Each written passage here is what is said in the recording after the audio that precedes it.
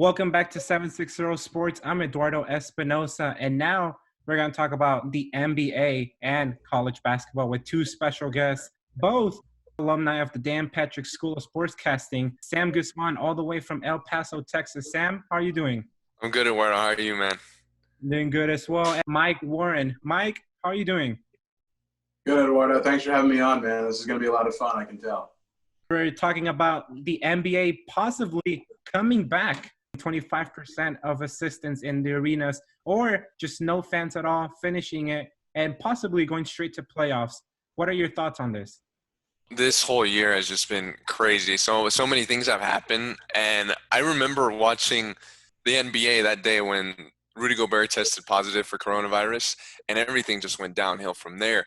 Games were canceled, leagues were suspending, postponing, and pushing off their seasons. And now to look at where it's come right now, I honestly can't believe it. It feels like I'm living a nightmare, but things are kind of getting better, and I think the NBA is going to want to be one of those first leagues that comes back and actually has games to be played. I think Adam Silver said that they may not even play with fans until next season. It's going to be different. It's going to be weird, but right now I think we're all craving for basketball and all these other sports to come back. I completely agree with that. I think we need basketball back. We need to see this season finish out, really, as anybody like yourself and myself who really enjoy the game of basketball. I mean, we saw it first with the NCAA, with the March Madness getting canceled, and then the NBA with Rudy Gobert and everything with that. I mean, it was like you said, it went rapidly, really, really fast, and it all just spiraled downhill very quickly. But you're seeing the progress that some of these states are being able to make. Some of these states are opening up. Maybe we'll be able to get, some basketball played without fans in attendance. It's just like you're starting the season over again. You have an opportunity now. Everyone's going to get healthy again. Everyone's going to be rejuvenated, get their legs back under them, and they're going to be hungry to start a second half of a new season for the most part. I've seen really wild, but they just go straight into the playoffs. I don't think the NBA wants to do that. I saw that the NHL might do that, but for the NBA to do that, you're really cutting off those opportunities for those, really tight. I mean, in the Western Conference, seeds 7 through maybe like 9 are really close. There's teams that can still make a last run, and to rob them of that, it's up in the air right now. Adam Silver said they don't have to make a decision right now or till the beginning of June or July. But it's all up in the air right now. I want to see some basketball. I want to see them balling out again.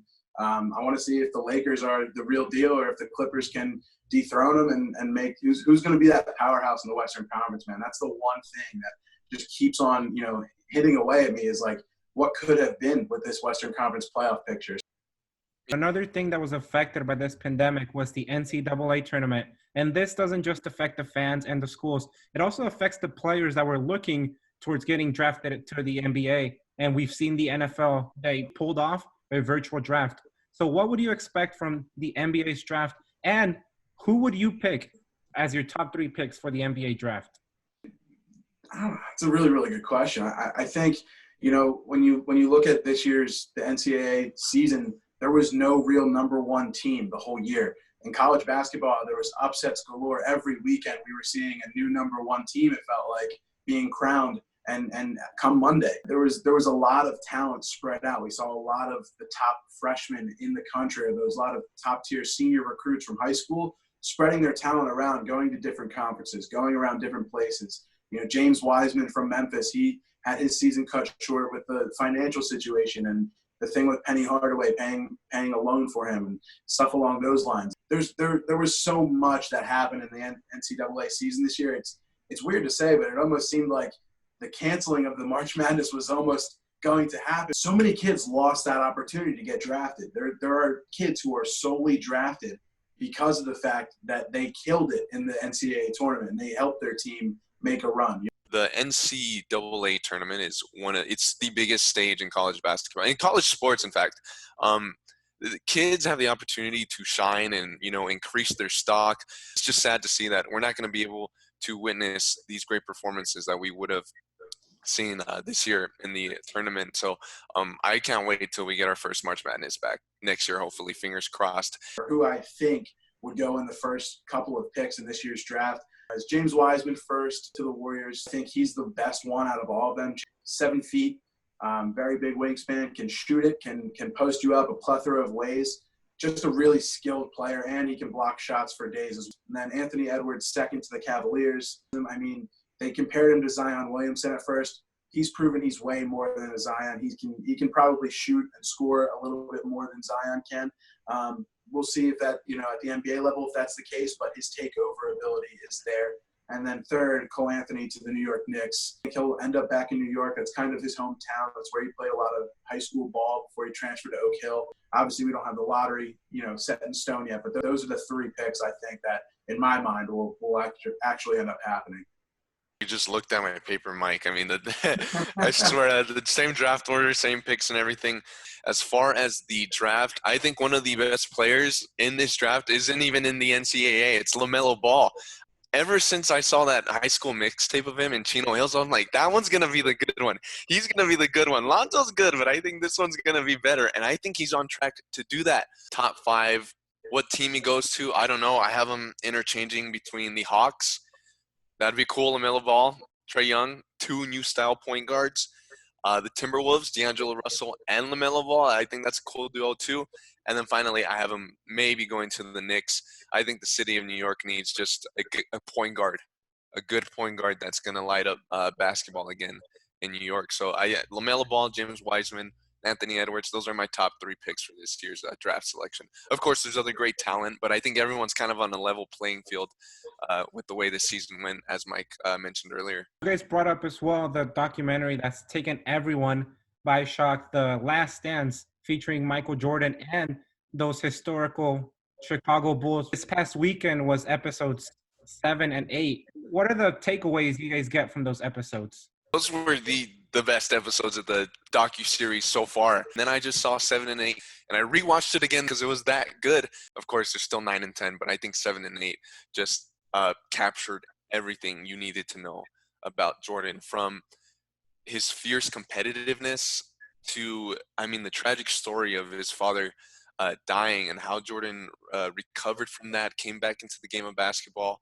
I think you made a really, really good point there with, if you could just show one person or show somebody who hasn't really been following the series that strongly, just one episode or 2 episodes, it would be 7 and 8. I think that's kind of like how they sort of designed this docuseries to work, is that every single episode you could just show somebody, because it doesn't really have a clear linear chronological order here. It bounces all around. You go from May 1993 to June 1998.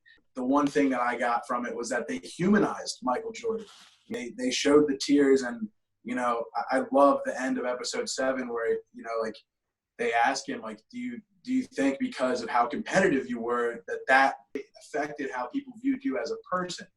And he said, listen, if you don't think, if you think what I'm doing is wrong, then you've never won anything in your life. There's a few like-minded, I'll say, individuals in the NBA right now that can channel that quote-unquote Jordan mentality or the Mamba mentality. This was Jordan's sort of way to let people know, like, hey, I'm still here. Like, I'm still alive. I'm still kicking, and this is what I did, and nobody else has done what I did, and I would love to see somebody try to do what I did. It's not going to happen. That's a winner, and I'm competitive, so I can relate. Of course, I don't have 6 championships or any of that stuff, but it's motivating, and I hope that's what people, whether you like sports or not, if you're watching this, I hope that's what people take away from it, is that Jordan worked hard. So winning has a price. Leadership has a price. He was the epitome of a leader. Was he a nice leader? No. The stories we hear in the documentary, some of them are funny, and some of them are like, holy cow, he's punching Steve Kerr in the face. What other story have you heard about that? And from the shoes to the fadeaway to the shorts, this guy changed the game. And without him, I don't think the game would be where it's at right now. Did you see him lose the contest throwing the coins against the wall with a security guard?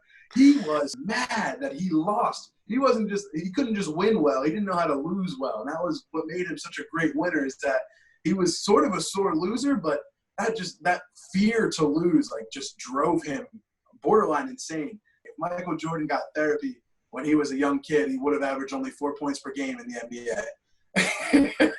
I think that's kind of right, because, man, he had a different something going on up here that just kept him going and kept him fired up, man. it's just, like I said, it's greatness, and we're lucky enough to sit back and watch it. I'm lucky enough to say that I was able to see MJ's last game. My dad took me to Sixers versus Wizards at the First Union Center at the time, now the Wells Fargo Center in Philadelphia.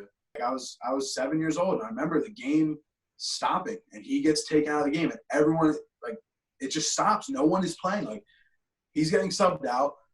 Sixers players are all standing around the three-point line, and they're all standing with their hands on their hips, and they're just watching Jordan. Everybody stands up out of their chair. And, like, my dad's, like, tearing up. I'm like, what's going on? I'm like, I literally said to my dad, I'm like, is he ever going to play again? My dad was like, no, you just watched the best basketball player ever play his last game. Like, that's the last time he'll ever be on a court. I didn't realize it then, and I'm sitting in this stadium just watching a game. Like, I'm so happy just to be sitting here, like, in the moment, and I don't even realize who's on the court. I was so excited to see Allen Iverson that day in the Sixers.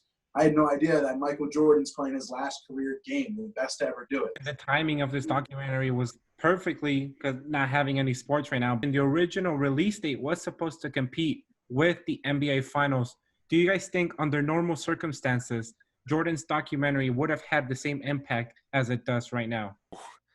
It depends who's in the finals. If LeBron's in the finals and he wins, I think this just adds fuel to the fire of the debate between James and Jordan, which is good. I mean, it's all, we love to put players in other eras and compare them. I think that's what makes sports great is comparisons. I think it would have still had the same impact, but I don't think we would have appreciated it as much, as well as it's done.